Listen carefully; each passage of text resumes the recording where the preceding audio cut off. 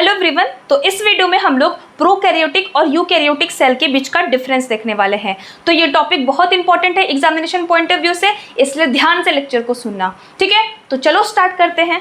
तो सबसे पहले हम लोग इस प्रोकैरियोटिक और यूकैरियोटिक शब्द को तोड़ते हैं। देखो, प्रो का मतलब क्या होता है? प्रो का मतलब इस वर्ड में है प्रिमिटिव, ठीक है, प्रिमिटिव, या फिर आपके बुक में प्राइमरी भी लिखा हुआ है, ठीक है, प्राइमरी भी लिखा हुआ है। और कैरियो शब्द का मतलब होता है न्यूक्लियस, ठीक है। बायोलॉजी में आपको कहीं पर भी कैरियो शब्द दिखे ना, तो उसका रिलेशन हमेशा न्यूक्लियस के साथ होता है, ठीक है। अब इसको ब्रेक करो। देखो, यू का मतलब होता है ट्रू, ठीक है। कैरियो का मतलब सिंपल न्यूक्लियस होता है। तो ये ऐसे सेल्स हैं जिनमें ट्रू प्रकार का न्यूक्लियस प्रेजेंट होगा, और ये ऐसे सेल्स हैं जिनमें प्रिमिटिव यानी कि पुराना प्रकार का न्यूक्लियस प्रेजेंट होगा। अब ये ट्रू न्यूक्लियस और पुराने प्रकार के न्यूक्लियस में क्या डिफरेंस है, चलो इसको समझते हैं। देखो, यहाँ पे हम एक यूकैरियोटिक सेल बना रहे हैं। तो अभी तक हमने जैसा न्यूक्लियस पढ़ा है ना, हम आपको पिछले क्लास में न्यूक्लियस बहुत डिटेल में पढ़ाए थे। क्या क्या बताए थे उसमें हम ये बताए थे कि न्यूक्लियस में 2 मेम्ब्रेन प्रेजेंट होता है, बाहर की तरफ 2 मेम्ब्रेन प्रेजेंट होता है। न्यूक्लियस का मेम्ब्रेन है, इसलिए हम इसे न्यूक्लियर मेम्ब्रेन बोलेंगे। इसे हम क्या बोल रहे हैं? इसे हम न्यूक्लियर मेम्ब्रेन बोल रहे हैं। और इसी मेम्ब्रेन में पोर्स प्रेजेंट होते हैं for the transfer of material, यानी कि मटेरियल्स का अंदर से बाहर आने के लिए कुछ मटेरियल अंदर सिंथेसाइज होता है, उस मटेरियल को अंदर से बाहर आने के लिए यहाँ पे पोर्स प्रेजेंट होते हैं, ठीक है। और ये न्यूक्लियस में प्रेजेंट पोर्स है, इसलिए हम इन्हें न्यूक्लियर पोर्स बोलते हैं, ठीक है। फिर हम आपको बताए थे कि इसके अंदर हमारा जेनेटिक मटेरियल प्रेजेंट होता है, दैट इज हमारा डीएनए प्रेजेंट होता है। अब देखो, हम आपको पिछले क्लास में बताए थे कि डीएनए का लेंथ काफी बड़ा होता है। इतने बड़े लेंथ का डीएनए को हम लोग इस न्यूक्लियस के अंदर कैसे रखते हैं, किस प्रकार से इसके अंदर हमारा डीएनए का अरेंजमेंट होता है, इसको हम डिटेल में समझाए थे। हम बोले थे कि डीएनए का लेंथ लगभग 2 मीटर होता है। 2 मीटर काफी बड़ा लेंथ है ना, एज कंपेयर टू इसके डायमेंशन के। क्योंकि देखो, एक सेल को हम लोग अपने आई से नहीं देख सकते, अपने नेकेड आई से नहीं देख सकते, तो एक न्यूक्लियस तो बहुत छोटा होगा। उतने छोटे न्यूक्लियस में इतना लंबा लेंथ ऑफ डीएनए कैसे एक्वायर होगा? देखो कैसे एक्वायर होता है। देखो, इतने बड़े लेंथ ऑफ डीएनए को हम लोग प्रोटीन के साथ मोड़ के रखते हैं। यहाँ पे प्रोटीन्स प्रेजेंट होता है जिसे हम हिस्टोन प्रोटीन बोलते हैं। तो इन प्रोटीन्स की मदद से हम लोग इसको इसके अराउंड रैप करके रखते हैं। जैसे लेट सपोज करो, सुई धागा को देखते हो आप, हम लोग एक इतना बड़ा स्ट्रक्चर में हम लोग रैप करके रखते हैं। कुछ उसी प्रकार से चीज़ यहाँ पे हो रहा है। यहाँ पे हिस्टोन प्रोटीन्स प्रेजेंट है। देखो, सारा चीज़ हम आपको पिछले क्लास में बता चुके हैं। अगर आपको डिटेल में समझना है तो पिछले क्लास को देख सकते हो, ठीक है। तो यहाँ पे देखो, डीएनए को इसके अराउंड हम लोग रैप करते हैं, पूरा ऐसे ऐसे ऐसे ऐसे ऐसे करके रैप करते हैं, तभी ये इतने छोटे स्ट्रक्चर में एक्वायर होता है। अगर इसका रैपिंग नहीं होता ना, तो इतना लंबा लेंथ ऑफ डीएनए इसके अंदर आता नहीं। तो हिस्टोन प्रोटीन्स बहुत सारे होते हैं, बहुत सारे हिस्टोन प्रोटीन्स होते हैं। उनके अंदर, उनके ऊपर, इसके ऊपर हम लोग रैप करके रखते हैं। इस तरीके से रैप करके इसके ऊपर रखते हैं, ऐसे ऐसे ऐसे करके रैप करेंगे, फिर थोड़ा सा जाएगा, फिर यहाँ पे रैप करेंगे, फिर यहाँ पे रैप करेंगे। इस तरीके से रैप करके डीएनए इस न्यूक्लियस के अंदर आता है। अब देखो, इस स्ट्रक्चर में क्या क्या प्रेजेंट है? इसमें हमारा डीएनए प्रेजेंट है और हिस्टोन प्रोटीन प्रेजेंट है। तो देखो, डीएनए प्लस हिस्टोन प्रोटीन को हम क्रोमैटिन बोलते हैं, ठीक है। डीएनए प्लस हिस्टोन प्रोटीन को हम क्रोमैटिन बोलते हैं। तो नॉर्मल टाइम पे हमारा डीएनए क्रोमैटिन के फॉर्म में न्यूक्लियस के अंदर प्रेजेंट होता है। किसके फॉर्म में? क्रोमैटिन के फॉर्म में प्रेजेंट होता है। तो ये है हमारा डीएनए जो कि क्रोमैटिन के फॉर्म में न्यूक्लियस के अंदर प्रेजेंट है। अगर क्रोमैटिन का फॉर्म नहीं एक्वायर करता ना ये, तो इसके अंदर हमारा डीएनए आता ही नहीं, ठीक है। तो इस प्रकार से प्रेजेंट होता है। तो कोई अगर आपको पूछे कि डीएनए किस फॉर्म में प्रेजेंट है न्यूक्लियस के अंदर, क्रोमैटिन के फॉर्म में प्रेजेंट होता है। अब यहाँ पे ध्यान से सुनो, इसी प्रकार के न्यूक्लियस को हम ट्रू न्यूक्लियस बोलते हैं, जिसमें एक प्रॉपर मेम्ब्रेन प्रेजेंट हो और हमारा डीएनए हिस्टोन प्रोटीन के साथ व्रैप होके प्रेजेंट हो। ऐसे न्यूक्लियस को हम लोग ट्रू न्यूक्लियस बोलते हैं। और इस प्रकार का न्यूक्लियस यूकैरियोटिक सेल में पाया जाता है। यानी कि जिस सेल को अगर आप माइक्रोस्कोप में देखो और उसमें प्रॉपर न्यूक्लियर मेम्ब्रेन और हिस्टोन प्रोटीन्स प्रेजेंट हो ना, इस प्रकार के सेल को हम लोग यूकैरियोटिक सेल बोलते हैं। यानी कि ये जो प्रिमिटिव टाइप के न्यूक्लियस वाले सेल है, ये एक ऐसे सेल है जिनमें प्रिमिटिव टाइप के न्यूक्लियस प्रेजेंट होता है। इस न्यूक्लियस में ये फीचर्स प्रेजेंट नहीं होंगे, क्योंकि नाम ही यहाँ पे बता रहा है प्रिमिटिव। प्रिमिटिव मतलब कि पुराने प्रकार के न्यूक्लियस। इसका मतलब क्या है, देखो यहाँ पे हम लोग प्रोकैरियोटिक सेल को ड्रॉ कर रहे हैं, ठीक है। इस सेल में क्या होगा, सबसे पहला पॉइंट, सबसे पहला डिफरेंस, इसमें न्यूक्लियर मेम्ब्रेन प्रेजेंट होता है, इसमें न्यूक्लियर मेम्ब्रेन एब्सेंट होता है।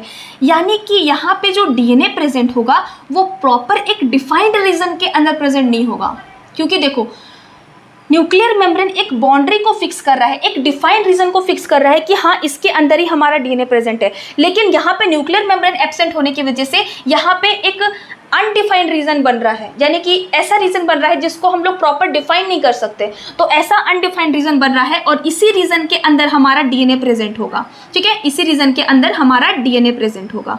अब ध्यान से सुनो, यहाँ पे न्यूक्लियर मेम्ब्रेन एब्सेंट है, वहाँ पे प्रेजेंट है। यहाँ पे हिस्टोन प्रोटीन्स प्रेजेंट था, यहाँ पे हिस्टोन प्रोटीन प्रेजेंट था। वेरी वेरी इंपॉर्टेंट पॉइंट कि यहाँ पे हिस्टोन प्रोटीन्स प्रेजेंट होते हैं, यहाँ पे हिस्टोन प्रोटीन्स एब्सेंट होते हैं। दूसरा पॉइंट, अब ये बताओ कि हिस्टोन प्रोटीन अगर नहीं होगा तो इतना लंबा लेंथ ऑफ डीएनए कैसे तुम्हारा एक सेल के अंदर आएगा। तो इसके पीछे का रीज़न है कि यहाँ पे प्रोटीन्स प्रेजेंट होते हैं, लेकिन यहाँ पे अलग प्रकार के प्रोटीन होते हैं, यहाँ पे हिस्टोन प्रोटीन इस जगह पे नहीं होते, ठीक है। तो आई होप ये दोनों प्रकार के जो न्यूक्लियस है इनमें आपको क्लैरिटी आया होगा। हम क्या बताएं, प्रिमिटिव टाइप के न्यूक्लियस ऐसे न्यूक्लियस है जिनमें न्यूक्लियर मेम्ब्रेन एब्सेंट होगा और यहाँ पे हिस्टोन प्रोटीन एब्सेंट होगा। इसके जगह पे कुछ दूसरे प्रकार के प्रोटीन्स प्रेजेंट होंगे जो इसके अराउंड रैप होंगे, डीएनए को रैप कर रहे होंगे अपने अराउंड, ठीक है। अब यहाँ पे ध्यान से सुनो कि हमारा डीएनए यहाँ पे अनडिफाइंड रीजन में प्रेजेंट था, यानी कि एक ऐसा रीजन में जो कि डिफाइंड नहीं है, जिसमें बाउंड्री प्रेजेंट नहीं है। तो ऐसे अनडिफाइंड रीजन को हम लोग न्यूक्लियोइड बोलते हैं, न्यूक्लियोइड बोलते हैं, ठीक है। तो ऐसे अनडिफाइंड रीजन को, इस डीएनए को हम लोग न्यूक्लियोइड नहीं बोल रहे हैं, ध्यान से सुनो। इस रीजन को, इस जगह को जिसमें हमारा डीएनए प्रेजेंट है, उस जगह को हम लोग न्यूक्लियोइड बोलते हैं, ठीक है। उस जगह को न्यूक्लियोइड बोलते हैं। और एनसीईआरटी में इस डीएनए को न्यूक्लिक एसिड भी बोला है। ऑब्वियसली होता है, दो प्रकार के न्यूक्लिक एसिड होते हैं, डीएनए और आरएनए। तो इसलिए यहाँ पे एनसीईआरटी बोलता है कि undefined nuclear region, undefined nuclear region in which only nucleic acid is present. Nucleic acid किसके बारे में बात कर रहा है, इस डीएनए के बारे में बोल रहा है कि only nucleic acid is present, such undefined region is called nucleoid. ऐसे रीजन को हम लोग न्यूक्लियोइड बोलते हैं। तो आई होप ये दोनों प्रकार का न्यूक्लियस आपको क्लियर हो गया होगा, ठीक है। अब हम लोग इसके बीच का डिफरेंस देखते हैं। सबसे पहला पॉइंट हम लोग इसके साइज के बारे में डिस्कस करेंगे। देखो इसका साइज काफी छोटा होता है, इसका साइज काफी छोटा होता है as compare to eukaryotic cell. तो इसके साइज के बारे में बात कर रहे हैं, एक सेल का साइज के बारे में बात कर रहे हैं, ध्यान रखना, ठीक है ना। साइज ऑफ ए सेल हम लोग डिस्कस कर रहे हैं कि इसमें लगभग 1 to 10 माइक्रोमीटर का होता है। देखो अब ये माइक्रोमीटर क्या है, देखो नॉर्मली लेंथ को मेजर करने के लिए हम कौन सा यूनिट इसका इस्तेमाल करते हैं, मीटर का इस्तेमाल करते हैं। लेकिन वहीं अगर ज़्यादा बड़ा डिस्टेंस हो, डिस्टेंस को अगर बढ़ा दे तो उसके लिए हम लोग किलोमीटर का इस्तेमाल करते हैं। जैसे हम लोग लंबे लंबे डिस्टेंस को बताने के लिए बोलते हैं ना कि ये 10 किलोमीटर यहाँ से होगा, तो लंबे डिस्टेंस को बताने के लिए हम लोग किलोमीटर का इस्तेमाल करते हैं। उसी प्रकार से जो छोटे छोटे बेसिकली लेंथ होंगे ना, जो छोटे छोटे चीज़ें होंगे, उसको बताने के लिए हम लोग माइक्रोमीटर का इस्तेमाल करते हैं। यानी कि छोटे छोटे चीज़ों को मेज़र करने के लिए हम लोग माइक्रोमीटर या फिर नैनोमीटर का इस्तेमाल करते हैं। माइक्रोमीटर से भी छोटे चीज़ों को मेज़र करने के लिए हम लोग नैनोमीटर का इस्तेमाल करते हैं। यानी कि इतने छोटे छोटे चीज़ जिसे हम नेकेड आई से भी नहीं देख सकते, उनके साइज़ को बताने के लिए हम लोग माइक्रोमीटर या फिर नैनोमीटर का इस्तेमाल करते हैं। तो इसीलिए इसके साइज़ को हम लोग माइक्रोमीटर में डिफाइन कर रहे हैं। यहाँ पे 1 to 10 हो गया और यहाँ पे होता है तुम्हारा लगभग 5 to 100 माइक्रोमीटर का होता है इसका साइज़, ठीक है। दूसरा पॉइंट यहाँ पे देखो, जो हम आपको यहाँ पे एक्सप्लेन किया था न्यूक्लियोइड के बारे में, वही दूसरा पॉइंट हम यहाँ पे ऐड कर दे रहे हैं कि हमारा जो न्यूक्लिक एसिड होगा, न्यूक्लिक एसिड यानी कि यहाँ पे डीएनए के बारे में बात हो रहा है। Nucleic acid that is DNA present in undefined reason,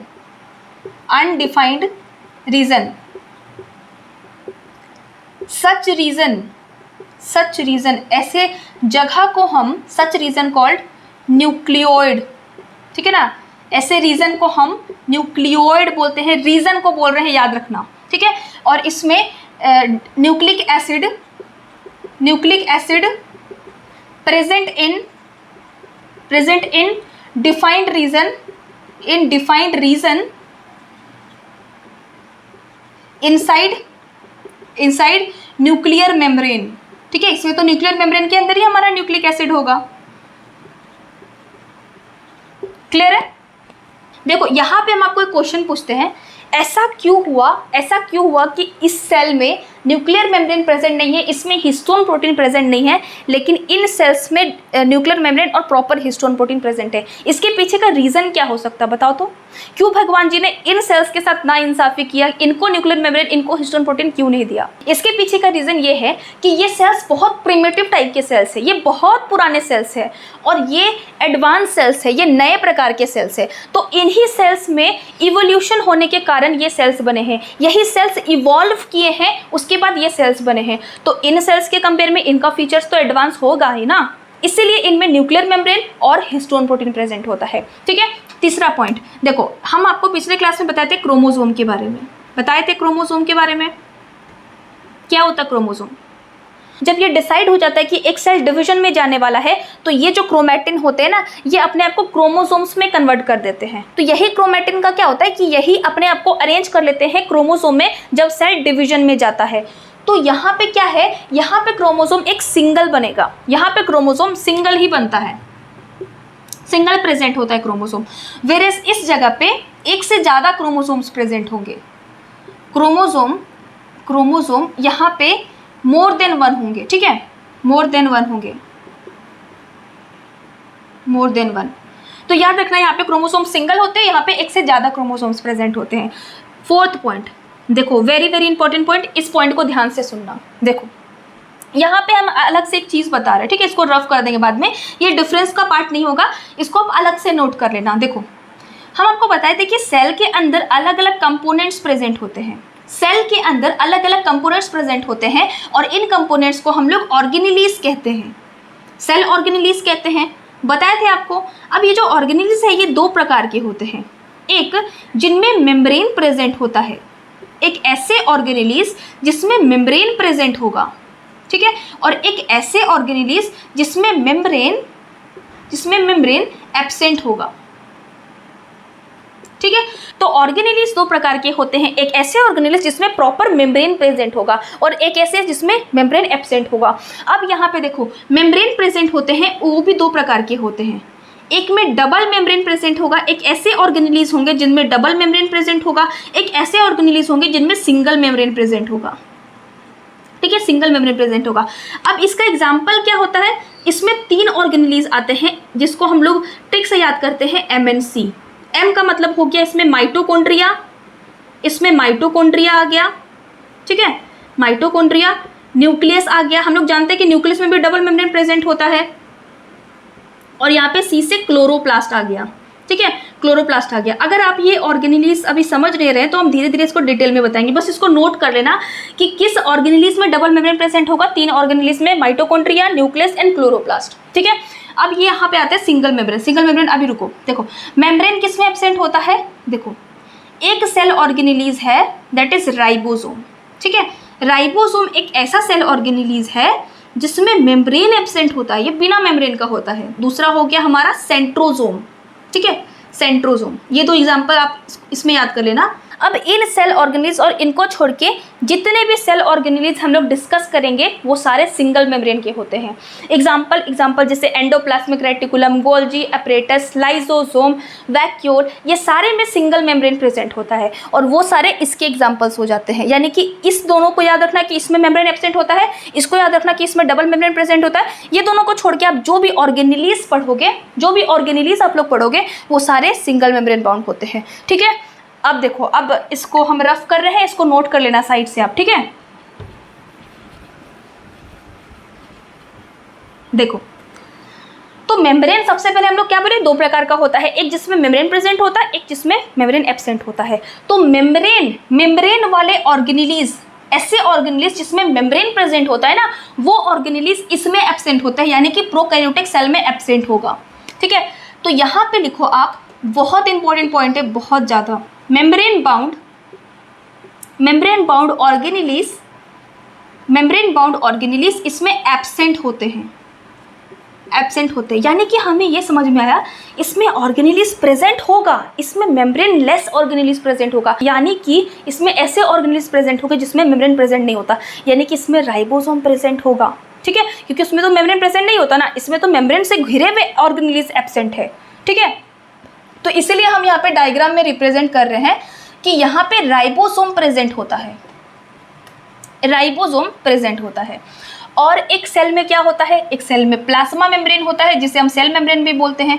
और यहाँ पे देखो प्रोकैरियोटिक सेल ना मैक्सिमम केस में बैक्टीरिया होता है, मतलब 99% जो प्रोकैरियोटिक सेल होते हैं वो सारे बैक्टीरियाज होते हैं। तो इसमें एग्जांपल आपको बोले तो इसमें एग्जांपल बैक्टीरिया होगा इसका, ठीक है।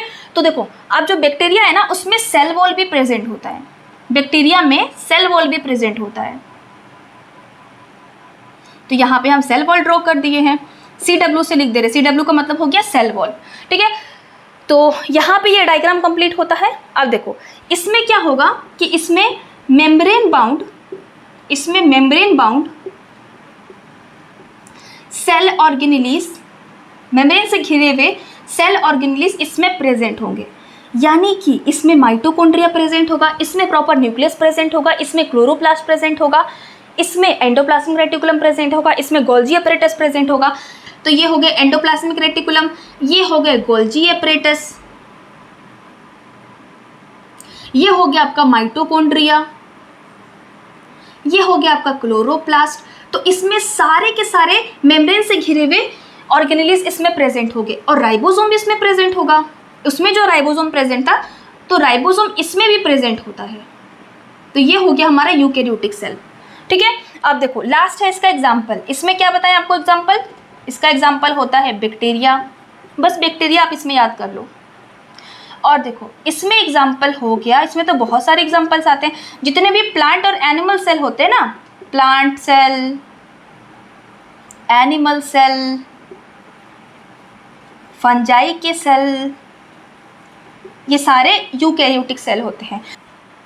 अब देखो यहाँ पे एक इंपॉर्टेंट पॉइंट है, हम बताए थे कि हर एक कंपोनेंट्स जो सेल के अंदर प्रेजेंट होते हैं उनके अलग अलग फंक्शंस होते हैं, अलग अलग ऑर्गेनेलिस के अलग अलग फंक्शंस होंगे। यहाँ पे गोल्जी अपरेटस का अलग काम होगा, यहाँ पे एंडोप्लाज्मिक रेटिकुलम का अलग काम होगा, यहाँ पे माइटोकॉन्ड्रिया का अलग काम होगा, यहाँ पे क्लोरोप्लास्ट का अलग काम होगा, सारे ऑर्गेनेलिस का अलग अलग फंक्शन होता है। अब ये जो काम कर रहे हैं इस केस में, यही फंक्शन को परफॉर्म करने के लिए इसमें क्या होगा, इसमें क्या होगा, जैसे एग्जाम्पल से समझाते हैं। जैसे लेट सपोज करो ये प्लांट सेल है, ठीक है, क्लोरोप्लास्ट जिसमें भी प्रेजेंट होता है वो एक प्लांट सेल होता है, तो ये प्लांट सेल होगा।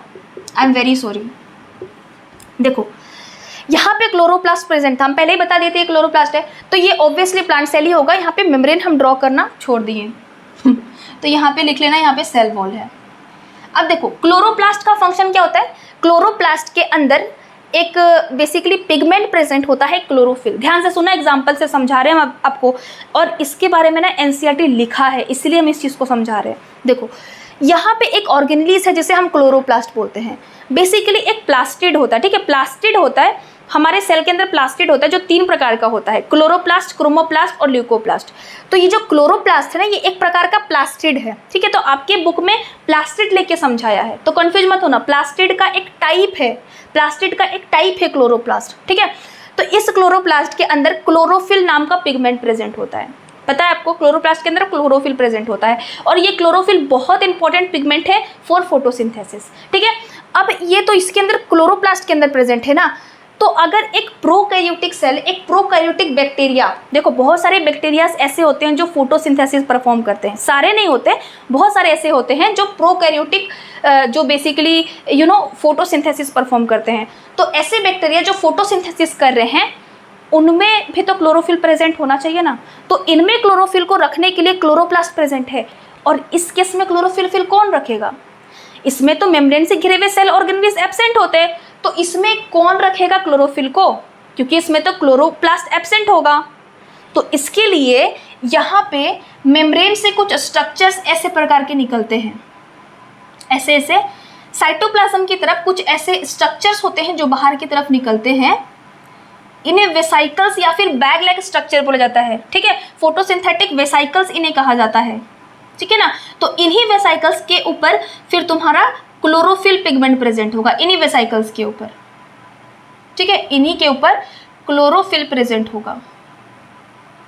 तो इस केस में क्लोरोफिल को रखने के लिए क्लोरोप्लास्ट प्रेजेंट है और यहाँ पर क्लोरोप्लास्ट प्रेजेंट नहीं था, तो इसमें मेम्ब्रेन से कुछ स्ट्रक्चर्स बाहर निकले जो कि क्लोरोफिल को रख रहे हैं, जो कि क्लोरोफिल पिगमेंट को होल्ड करके रखे हुए हैं, ठीक है। तो ये लाइन ना आपके एनसीईआरटी बुक में नीचे के साइड लिखा हुआ, यानी कि जो न्यूक्लियस टॉपिक है ना उसके सबसे लास्ट पैराग्राफ को रीड करना है, इसके बारे में बताया गया है। आई होप आपको ये चीज़ क्लियर हो गया होगा। सारे बैक्टीरियाज फोटोसिंथेसिस नहीं करते, कुछ बैक्टीरियाज करते हैं, और जो करते हैं उनमें क्लोरोफिल प्रेजेंट होता है, लेकिन वो मेम्ब्रेन से निकले हुए स्ट्रक्चर्स कुछ होते हैं उनमें प्रेजेंट होता है वो पिगमेंट्स, ठीक है। आई होप आपको ये चीज़ समझ में आ गया होगा। तो चलो फटाफट से इसको हम लोग रिवाइज करते हैं।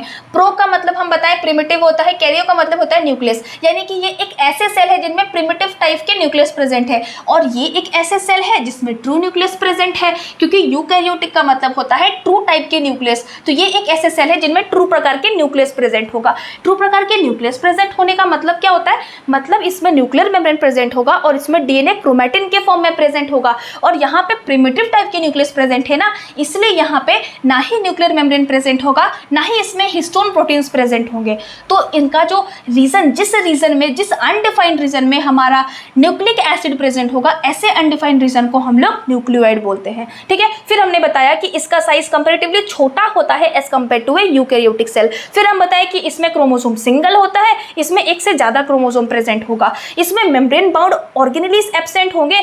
हम ये नहीं बोल रहे ऑर्गेनेलीज एब्सेंट होगा, हम ये बोल रहे हैं कि मेम्ब्रेन से घिरे हुए जो ऑर्गेनेलीज होते हैं वो प्रोकैरियोटिक सेल में एब्सेंट होते हैं, ठीक है। फिर हम इसमें बताएं कि यहाँ पे मेम्ब्रेन से घिरे हुए सेल ऑर्गेनेलीज इस केस में प्रेजेंट होंगे। फिर हमने एग्जांपल्स देखा कि इसमें 99% केस में इसका एग्जांपल बैक्टीरिया बनता है, और यूकैरियोटिक सेल में प्लांट सेल, एनिमल सेल और फंजाई सेल, ये तीनों इस केस में आते हैं, ठीक है। तो आई होप ये लेक्चर आपको क्लियर हो गया होगा। अगर आपको लेक्चर समझ में आ रहा है तो प्लीज मेरे चैनल को सब्सक्राइब करना, and thank you so much for watching my video. Bye bye.